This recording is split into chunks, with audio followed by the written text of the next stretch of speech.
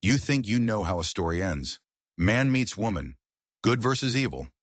The hero rides off into the sunset. But out here, in the dust and the heat, the desert doesn't care about stories. It only cares about survival. And sometimes the only way to survive is to become the one thing you swore you'd never be. This is a story about a man who bought a piece of land and a woman who was tied to it by a rope. But the rope around her neck was nothing compared to the secrets buried in the dirt beneath her feet. What he found on that ranch would unravel a conspiracy of greed that went all the way to the top. And what she would have to do to be free? Well, let's just say justice isn't always found in a courthouse. If you believe in fighting for what's yours, no matter the cost, stick around. You won't believe how this ends.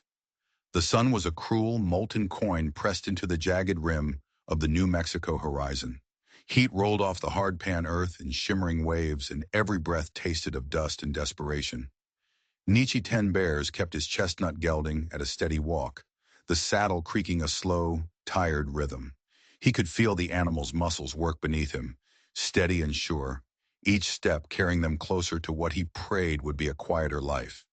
He wore his hair long, black as volcanic glass, tied back so it wouldn't whip into his eyes. His shirt was the color of sun-bleached bone, open at the neck, showing a beaded necklace with a small carved bird that rested against his chest. A wide leather belt rode low on his hips, the holster hanging easy, the worn handle of his Colt catching the last of the angry sunlight. In his pocket, folded into thirds, was a single slip of paper, a deed, purchased that morning at the courthouse in Dry Willow for 20 hard-earned dollars. All of it prize money, money he'd earned hauling a wagon load of dynamite across Apache Pass, a job so dangerous that two men before him had ended up as red mist in splintered wood. It had been worth every single coin for this, a piece of land that was his, something solid under his feet after a lifetime of being told where he could and couldn't stand. A mile back, he'd crested a rise and gotten his first look at the place. A weathered two-story house, a leaning windmill, a barn and corral slouched beside it like tired old men. The fences were down in places, but the bones of the place were good. It had belonged to a man named Caleb Grant, a name he'd heard whispered in town, a man who'd lit out months ago, leaving debts and a wife behind. Folks said the woman had gotten real quiet. In Dry Willow, quiet could mean a lot of things. None of them were good. As Nietzsche rode through the open gate, his horse suddenly shied, snorting, its ears flattened back. Something was wrong. The air was thick, heavy with more than just heat. And that's when he saw it. Near the barn, a dark shape was swaying gently in the hot breeze. It wasn't a tarp. It wasn't a loose plank. It was a person. He was out of the saddle before the gelding even stopped, his boots hitting the packed earth with a dull thud. The shape was a woman, suspended from a thick rope looped over a high barn beam. Her bare feet hung inches above the ground, toes dusted white. Beneath her, a broken chair lay on its side, one leg splintered clean through. And nailed to the barn post, right at eye level, was a rough sawn board. A single word was scrawled on it in thick black paint. Shame. Nietzsche's jaw set hard. In one fluid motion, he drew the hunting knife from his belt. The blade caught a flash of sun before it bit deep into the rope. The fibers parted with a harsh, final snap, and the woman dropped, limp and silent, straight into his arms. She was light, far too light. Her auburn hair tumbled loose, brushing his forearm like silk. He lowered her gently onto the packed dirt, rolling her onto her back. Her face was a pale, ashen mask, freckles standing out like flecks of rust. The rope's bite had left an angry red mark around her neck, a brutal necklace of violence. He leaned over her, his mind racing. He tilted her head back, sealed his mouth over hers, and forced air into her lungs. Once, twice. Then he set the heel of his palm just below her collarbone and gave a sharp, hard thrust. She coughed. The sound tore out of her like barbed wire dragged over rock. Her eyes flew open. They were green, wide and unfocused at first. Then they narrowed, fixing on him. There was confusion in them, then fear, and then something else. Something harder. "Go," she rasped, her voice a raw scrape of gravel. "You don't want to be here." Nietzsche stayed crouched, his voice as calm as a day without wind. No one hangs a person on my land and walks away. Her brow furrowed at that. My land? She glanced toward the barn, the hateful sign, then back at him. Her eyes weren't just the eyes of a victim.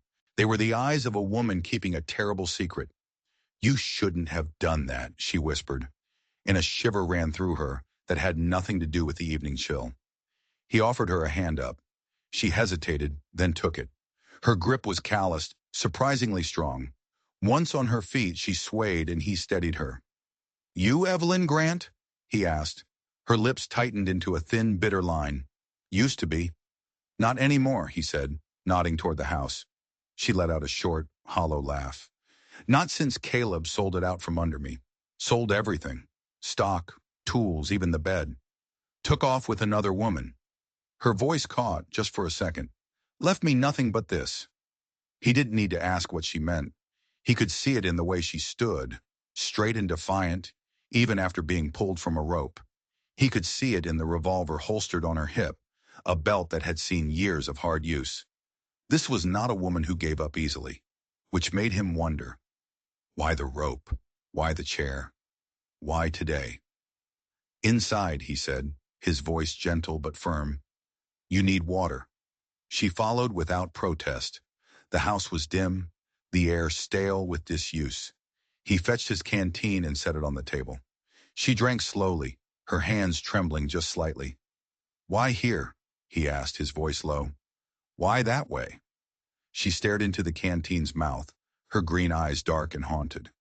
Because it was the last thing I had, and they took that too. She finally looked up at him, and her next words chilled him to the bone. That wasn't a suicide attempt. Nietzsche froze. What? The chair was already broken when I got to the barn, she whispered. Someone was waiting for me. They put that rope around my neck. They wanted it to look like I did it to myself. Her eyes darted toward the window, scanning the darkening horizon. They wanted to send a message. A cold dread settled in Nietzsche's stomach. This wasn't the end of a tragedy. It was the beginning of something far, far worse. He hadn't just stumbled upon a woman's despair. He had walked into the middle of a war, and the first battle had just been lost. My name's Nietzsche Ten Bears, he said, his voice steady despite the chaos churning inside him. This place is mine now. Bought it legal this morning. Her head came up, her eyes narrowing. So he can't take it back. Not unless he wants to try and take it from me, Nietzsche said, and the way he said it left no room for doubt. And that would be a very bad idea. For the first time, a flicker of something that wasn't fear crossed her face. Maybe it was relief. Maybe it was the first spark of a desperate hope. You don't know him, she said. I don't need to, he replied. You stayed when he ran. That makes this your home as much as mine, if you want it. A silence stretched between them, thick with unspoken questions. Somewhere out in the desert, a coyote called, a lonely, mournful sound. Why would you care? She finally asked, her voice barely a whisper. You don't know me. He met her gaze, his own eyes dark and serious. Because someone cared enough to keep me standing once. And because no one tries to kill a person on my land and gets away with it. Her shoulders eased just a fraction. She gave a small, almost imperceptible nod.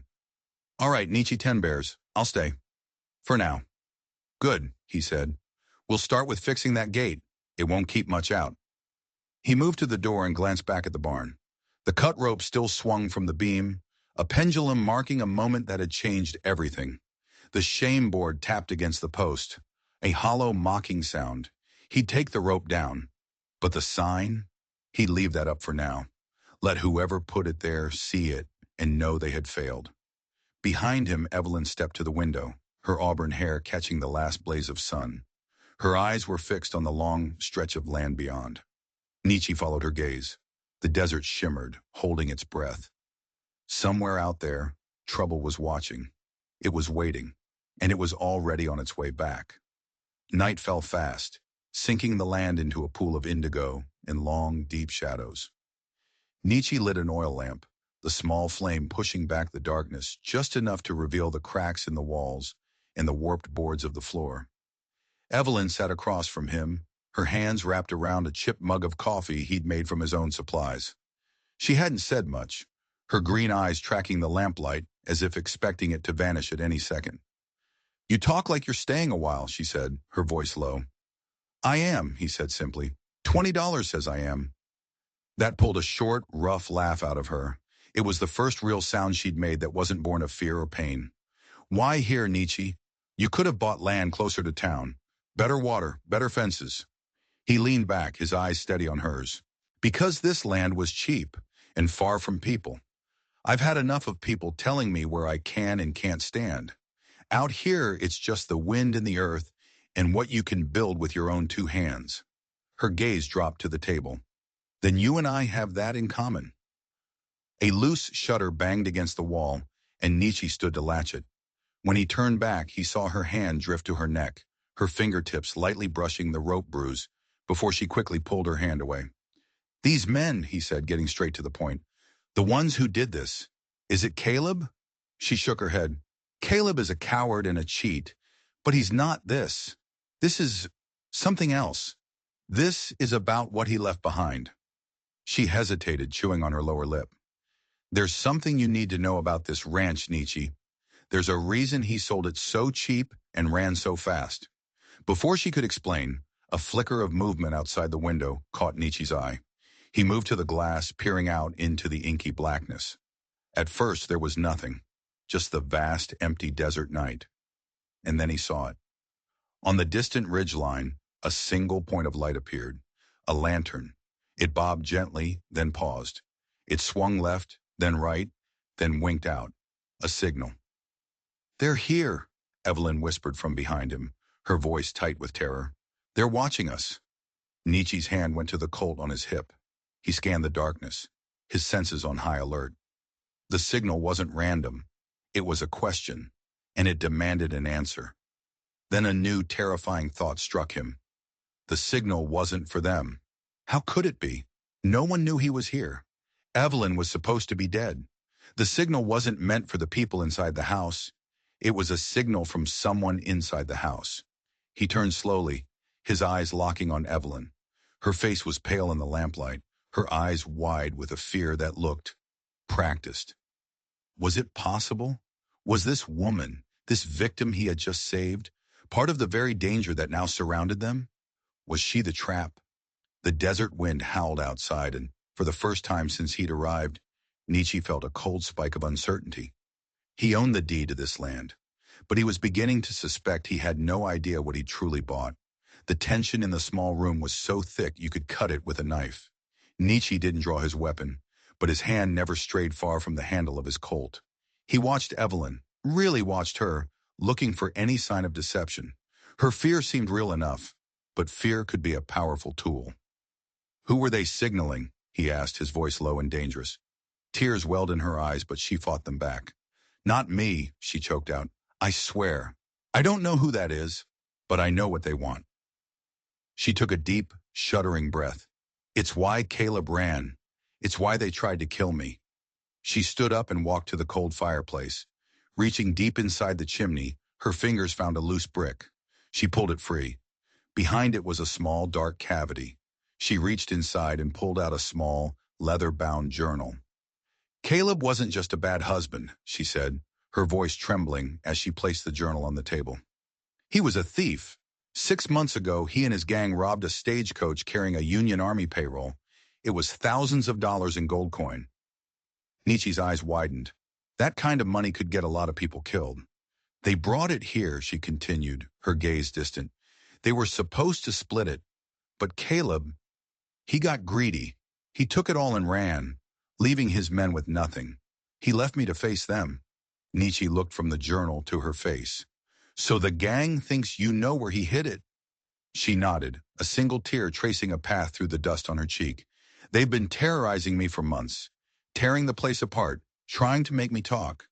Today was their final warning. They think I'm lying to them, but I'm not. Her voice broke. I have no idea where the gold is. Caleb never told me. Nietzsche picked up the journal. The pages were filled with Caleb's messy scrawl. Names, dates, details of the robbery. It was a confession and a death warrant. This is why they want you dead, he said. If you talk, they all hang. Suddenly, the banging shutter, the broken fences, the look of the place. It wasn't just neglect.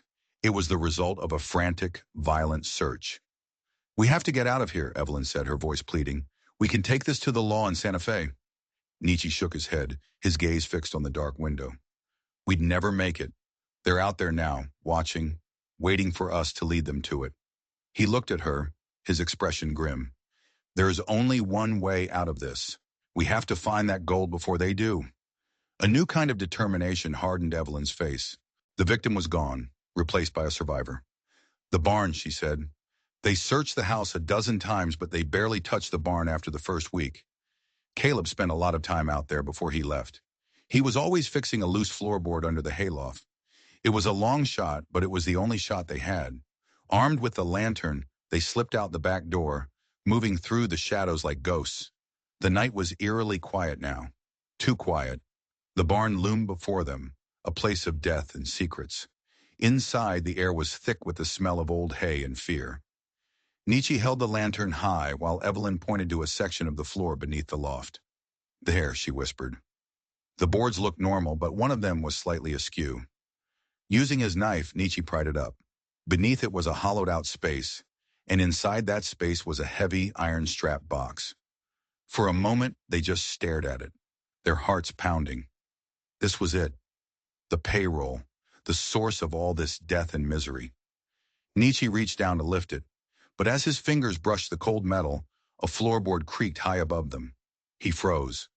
They both looked up into the darkness of the hayloft. A shape shifted in the shadows. A glint of moonlight caught the long, steel barrel of a rifle. They weren't alone. Someone had been waiting for them, watching their every move. "I'll be taking that," a voice rasped from the darkness above. It was a voice that didn't belong to Caleb or any of his men. It was colder, more patient, and it was a voice they should have recognized. The figure stepped out of the shadows of the hayloft, holding the rifle steady. The moonlight slanted through a gap in the roof, illuminating his face. It was the Sheriff of Dry Willow, Sheriff McGraw. Evelyn gasped, her hand flying to her mouth. The lawman who was supposed to protect them was the monster in the dark. "Sheriff," Nietzsche said, his voice dangerously calm as he slowly straightened up, keeping his hands away from his gun. "Fancy meeting you here." McGraw let out a dry chuckle. "I could say the same. I was just keeping an eye on the place. Seems I showed up at the right time." His eyes gleamed with a greedy light, fixed on the strongbox. "Caleb was a fool. He trusted the wrong people. Trusted me." The pieces of the puzzle slammed into place with brutal clarity. McGraw wasn't just a corrupt lawman, he was the mastermind. He had likely planned the robbery, using Caleb and his crew as disposable pawns. When Caleb ran with the money, McGraw had been playing a long, patient game, using the remaining gang members to terrorize Evelyn, hoping she'd lead him right to the prize. "You tried to kill her," Nietzsche said, the words like chips of ice. "A loose end," McGraw sneered, his rifle never wavering. "She'd seen too much, heard too much. Was supposed to be a clean suicide. Then you had to ride in and play the hero." He gestured with the rifle barrel. "Now step away from the box, nice and slow." Nietzsche didn't move.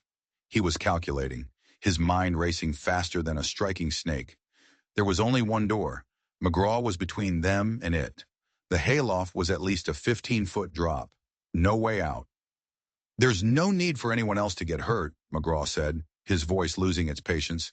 "Give me the gold, and I'll even give you a head start before I hunt you down." Evelyn looked at Nietzsche, her eyes wide with terror. This was it. Trapped. Outgunned by the one man who held all the power in this forsaken county. But Nietzsche wasn't looking at the sheriff. He was looking at the thick rope still dangling from the beam, the end he'd cut now, swaying just a few feet from the hayloft's edge. He met Evelyn's eyes and gave a subtle, almost imperceptible nod towards it. Her brow furrowed in confusion for a second, and then her eyes widened as she understood. It was insane. It was impossible. It was their only chance. "He's right, Nietzsche," Evelyn said suddenly, her voice high and trembling with fake panic. She took a step back, stumbling deliberately over a loose bucket. It clattered loudly on the floor, drawing McGraw's attention for a fraction of a second. But a fraction of a second was all Nietzsche needed. He didn't go for his gun. He lunged for the dangling rope. He grabbed it, and with a powerful heave born of pure desperation, he swung. Not away, but directly towards the hayloft.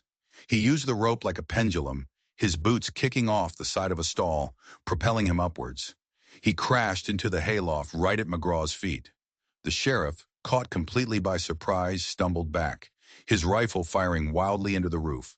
The shot echoed like a thunderclap in the enclosed space. Nietzsche slammed his shoulder into McGraw's knees, sending the larger man crashing down into the hay. The rifle flew from his grasp, clattering onto the floor below. Evelyn didn't hesitate.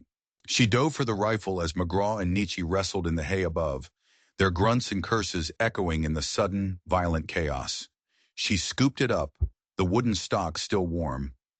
McGraw was stronger, but Nietzsche was faster. He landed a hard right hook to the sheriff's jaw, but McGraw responded with a brutal headbutt that sent stars exploding behind Nietzsche's eyes. The sheriff scrambled back, away from the edge of the loft, reaching for the pistol on his hip. "Nietzsche!" Evelyn screamed, aiming the rifle with shaking hands. McGraw got his pistol free. He leveled it at Nietzsche's chest, a triumphant snarl on his face. But just as his finger tightened on the trigger, a new sound cut through the night. The thundering of hoofbeats, a lot of them, coming in fast. A voice yelled from the yard, rough and angry. "McGraw, what was that shot? Did you find it?" The gang was here. McGraw froze, his eyes darting from Nietzsche to the barn door. He'd been played, or rather his own pawns had gotten impatient. The gunshot had been a dinner bell, calling every wolf in the desert straight to their door. The sheriff's face contorted with fury and panic. His patient plan had just gone up in flames. Now it was a free-for-all, and they were all trapped in the barn, with a box of gold at their feet and a circle of killers closing in around them. "You see what you've done?" McGraw hissed at Nietzsche, his greed momentarily eclipsed by the primal fear of survival. The barn doors burst open with a splintering crash. 3 figures were silhouetted against the moonlight, their guns raised. One of them, a big man with a scar running down his cheek, took in the scene. Evelyn with the rifle, McGraw and Nietzsche in the loft, and the open box on the floor. "Well, well, Sheriff," the man growled, a nasty grin spreading across his face. "Looks like you were planning on cutting us out, just like Caleb did." McGraw scrambled to his feet, his pistol still aimed at Nietzsche. "It's not what it looks like, Jed. He gestured wildly at Nietzsche. "He was trying to steal it. I caught him in the act." Jed and his men weren't buying it. Their eyes, hungry and merciless, were locked on the gold. Alliances were meaningless now. Trust was a fool's game. The only thing that mattered was who was left standing when the sun came up. "Kill 'em all," Jed snarled. "The gold is ours." The world exploded in a cacophony of gunfire. Nietzsche tackled McGraw, pulling them both away from the edge of the hayloft as bullets chewed through the air where they'd just been standing.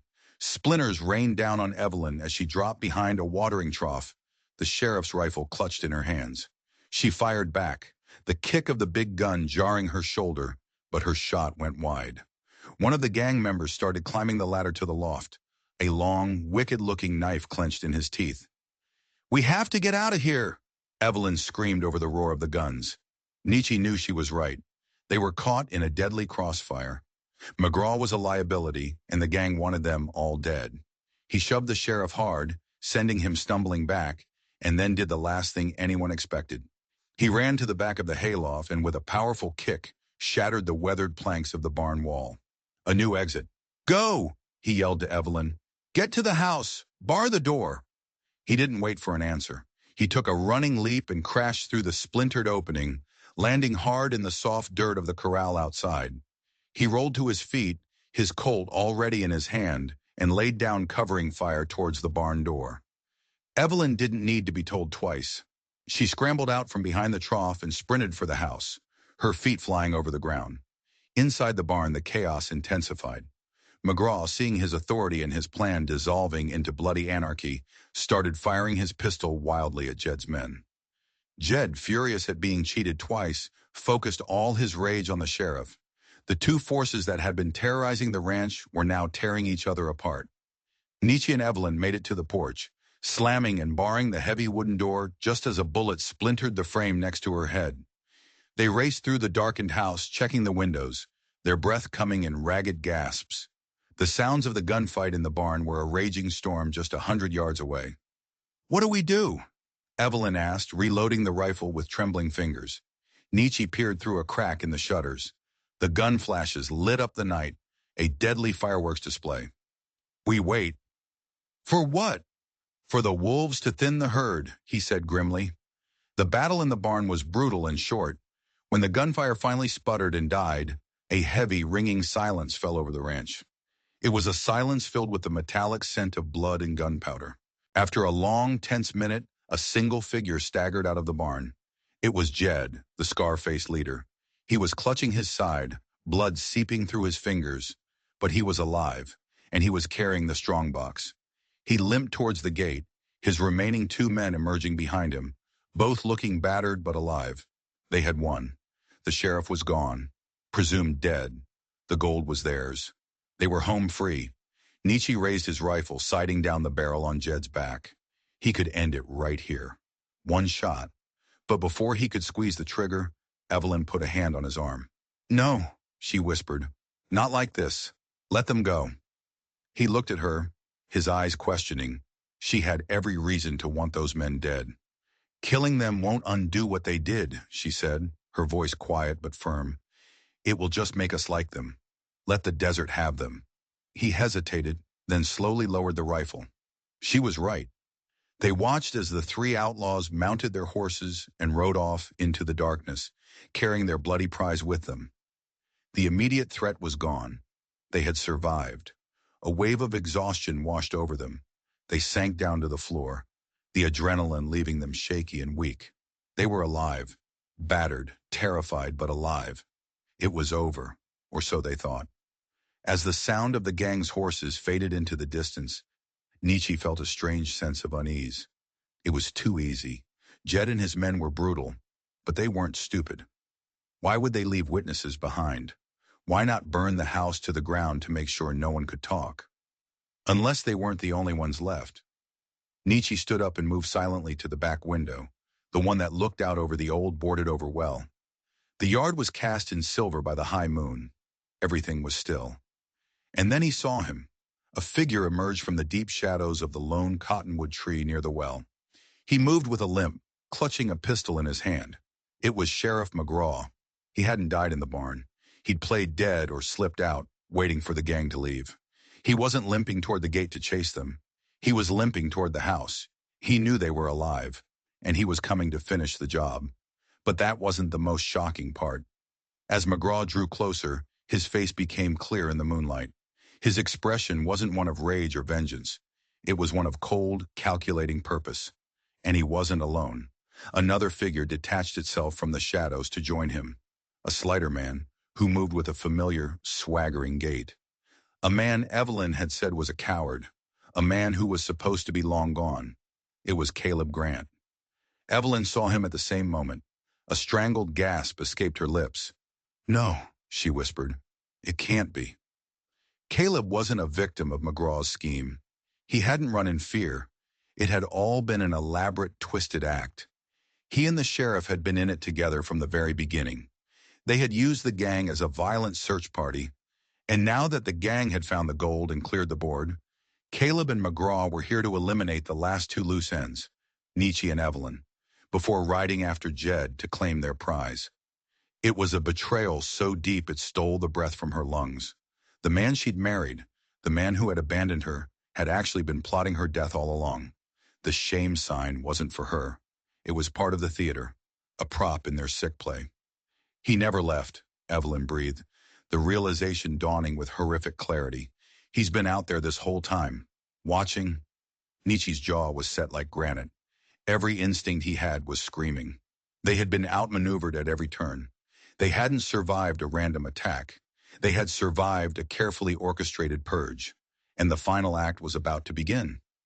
"Stay away from the windows," Nietzsche ordered, his voice a low growl.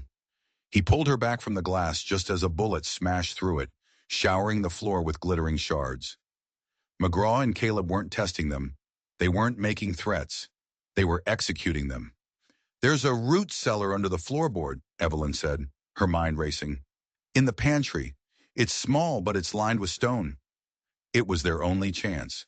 They scrambled into the small pantry as more shots ripped through the thin walls of the house. Nietzsche found the iron ring for the cellar door and wrenched it open, revealing a square of blackness. "You first," he said. Evelyn didn't argue. She dropped into the dark, musty space. Nietzsche followed, pulling the heavy door closed just as the front door of the house was kicked in. Heavy boots stomped across the floorboards above them. They could hear Caleb and McGraw talking. "Check all the rooms," McGraw commanded, his voice muffled by the floor. "They have to be in here somewhere. They couldn't have gotten far." "Maybe they ran for it when they saw us," Caleb's voice whined. "They didn't run," McGraw snapped. "The Apache is still here. I can feel it. Find them, and then we burn this place to the ground." Nietzsche and Evelyn held their breath in the suffocating darkness of the cellar. They were trapped like rats. The stone walls a tomb. They had one rifle, one Colt, and limited ammunition. Above them, two determined killers were tearing their world apart, board by board. Listening to the footsteps overhead, a sudden chilling memory surfaced in Nietzsche's mind. The deed. The clerk at the courthouse. He had been so eager to sell, so quick to stamp the papers. He'd mentioned that Sheriff McGraw himself had posted the foreclosure notice. It had all seemed so official, so final, but it was all a lie. The deed in his pocket wasn't a symbol of freedom, it was a death certificate. McGraw had likely arranged the sale, knowing that whoever bought the ranch would become the new target for the gang's violent search. He'd sold Nietzsche a front row seat to his own murder. The $20 of prize money he'd risked his life for had been used to buy his own grave. The fury that rose in him was cold and pure. He wasn't just fighting for Evelyn or the land anymore. He was fighting for the very idea that a man's life was worth more than a piece of paper and a box of gold. Above them, a heavy scraping sound began. They were moving the pantry shelves. They knew. "There's another way out," Evelyn whispered, her voice barely audible over the pounding of her own heart. "An old ventilation shaft. It's tight, but it leads out to the base of the windmill." Hope, sharp and fierce, pierced through Nietzsche's despair. They felt their way along the damp stone wall until they found it. A small, dark opening, barely big enough for a man to squeeze through.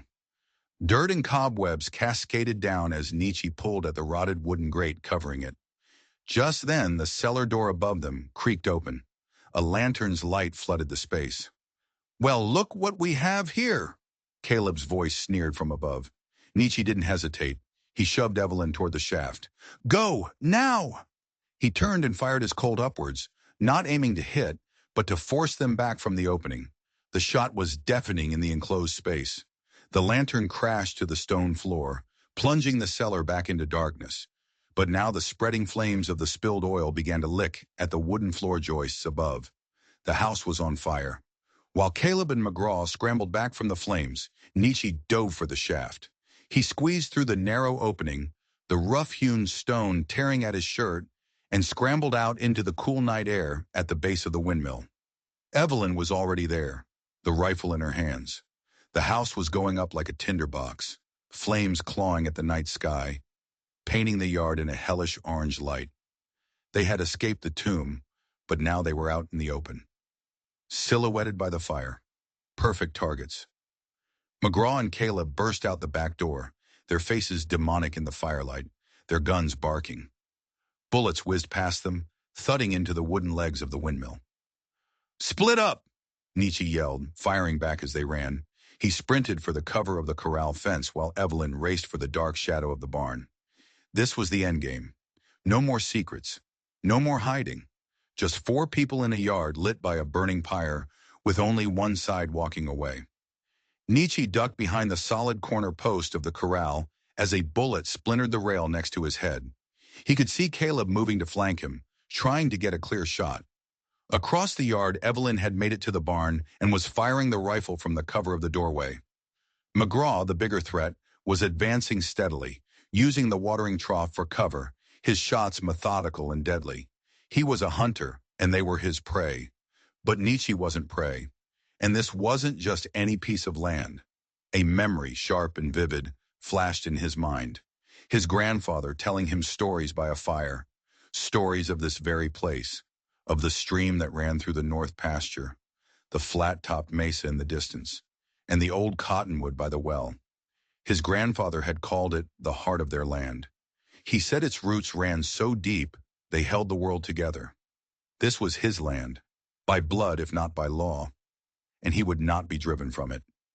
With a defiant roar, he burst from cover, firing his Colt on the run, forcing McGraw to duck. He didn't run away. He ran towards Caleb. Caleb, the coward, the backstabber, panicked.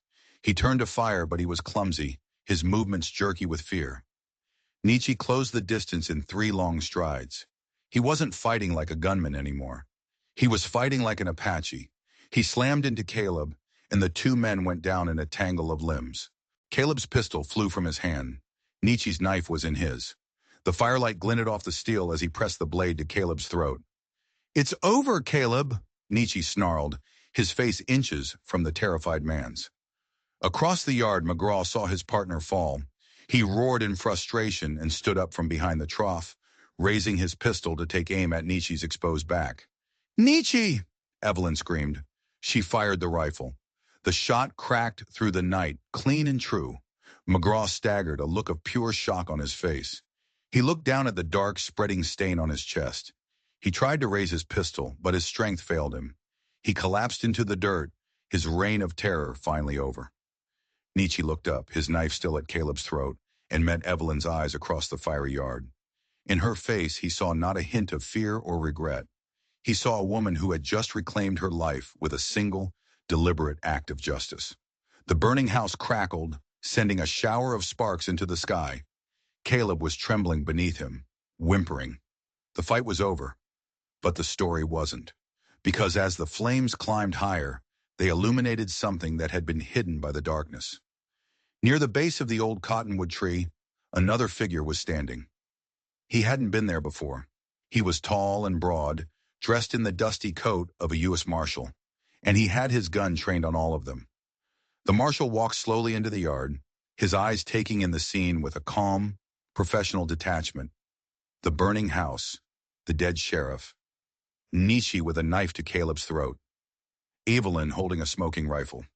"Federal Marshal John Bridges," he announced, his voice a low baritone that carried easily over the crackling flames. "I've been tracking the stolen Union payroll for 3 months. My investigation led me to Sheriff McGraw. Looks like I got here just in time for the finale." His gaze settled on Nietzsche. "Drop the knife, son." Slowly. Nietzsche hesitated. Every instinct screamed at him not to let Caleb go. But this was a marshal, a real one. He slowly pulled the blade away and stood up, raising his hands. 2 other men, deputies, emerged from the darkness, rifles ready. They quickly secured Caleb, hauling him to his feet. Marshal Bridges walked over to McGraw's body and nudged it with his boot. "I suspected he was dirty, didn't realize how deep the rot went." He then looked at Evelyn, his expression unreadable. "Ma'am, you're going to have to explain why you just shot a county sheriff." Before she could speak, Nietzsche stepped forward. "She saved my life. He was about to shoot me in the back. He and Caleb Grant were partners. They orchestrated the robbery, and they were trying to kill us to cover their tracks." Caleb, held between the 2 deputies, started yelling. "He's lying. They're the killers. They have the gold. They killed McGraw for it." The marshal looked from Caleb's desperate, lying face to Nietzsche's steady, defiant gaze. He'd seen enough men in his time to know the truth when it was staring him in the face. "The gold?" Marshal Bridges asked, his eyes scanning the yard. "The gang that Caleb and McGraw were using took it," Evelyn said, her voice clear and strong. "They rode out not 20 minutes ago, headed north." The marshal nodded, a grim smile touching his lips. "Jedediah Stone and his crew. I know them well. They won't get far." He turned to one of his deputies. "Take this one," he jerked his head toward Caleb, "and lock him in the town jail. He's got a date with a federal judge." As the deputies dragged a screaming Caleb away, the marshal turned back to Nietzsche and Evelyn. The fire was beginning to die down, the house collapsing in on itself, a skeleton of glowing embers. "The stagecoach robbery is federal business," Bridges said, "but the dead sheriff, That's a local matter, and seeing as the only law in this county is now lying dead in the dirt, I'd say things are going to be complicated. He looked them both up and down. A jury might believe your story. They might not. An Apache man and a woman who shot her husband's partner. It's not a story that plays well in a courtroom. A cold reality settled over them. They had survived, but they might not be free. But, the marshal continued, a thoughtful look in his eyes, I didn't see anything tonight except a corrupt lawman get what was coming to him. My report will state that Sheriff McGraw was killed in the line of duty during a firefight with the Stone Gang while recovering the stolen payroll. He paused, letting the words hang in the air. As for you two, I never saw you. Relief, so potent it almost buckled their knees, washed over Nietzsche and Evelyn. The ranch is gone, Evelyn said softly, looking at the smoldering ruins. The land is still here, Nietzsche replied, his voice just as quiet. He looked at the marshal. The deed I bought, is it legal? The marshal gave a short, hard laugh. About as legal as a $3 bill. McGraw forged the foreclosure to lure in a victim. Technically, this land still belongs to the estate of Caleb Grant. He saw the hope die in their eyes and held up a hand. But Caleb Grant is about to be convicted of armed robbery and conspiracy to murder a federal agent. The government will seize all his assets, including this ranch. Their shoulders slumped. They had fought and bled for nothing. However, Marshal Bridges said, a twinkle in his eye, the government will then be obliged to sell that land at public auction to recoup its losses. And I happen to know there's a substantial reward for information leading to the recovery of the union payroll. A reward that I believe a certain man and woman might be entitled to. He looked at the smoldering house, then at the two of them, standing side by side, covered in soot and grime but unbroken. You'll have to rebuild from scratch. It'll be hard work. But this time, when you buy this land, the deed will be ironclad. It will be yours. Truly yours. He tipped his hat to them. Good luck to you both. And with that, he and his remaining deputy mounted up and rode off into the night in pursuit of Jed Stone and the bloody gold. Nietzsche and Evelyn stood alone in the quiet yard. The home was a pile of ash. The barn was riddled with bullet holes. The life they had known was gone. But they were alive. They were free. And for the first time, they had a future. Evelyn looked at Nietzsche, the faint light of the coming dawn tracing the hard lines of his face. Rebuild from scratch, she echoed the marshal's words. Nietzsche met her gaze. He saw no fear in her eyes, no despair. He saw the same grit, the same fire that he felt in his own soul. He saw a partner. The bones of the place are good, he said, echoing his own thoughts from the day before, a lifetime ago. She smiled, a real, genuine smile that lit up her whole face. Yes, she said, they are. He reached out and took her hand. Her grip was strong, her calloused fingers lacing with his. They stood there for a long time, watching the sun rise, its clean, golden light washing over the scorched earth and promising a new day. The desert had taken almost everything from them, but in the fire it had forged something new, something strong, something that would last. They had a home to build. This story is a reminder that sometimes you have to burn everything down to build something new. That true ownership isn't about a piece of paper, but about the blood and sweat you're willing to spill for what you believe in. If their fight for a place to call their own resonated with you, do me a favor. Hit that like button and subscribe to the channel. Your support allows me to keep finding and sharing these incredible stories of survival and justice. And drop a comment below. What would you have done if you were in their shoes? Thanks for watching. I'll see you in the next one.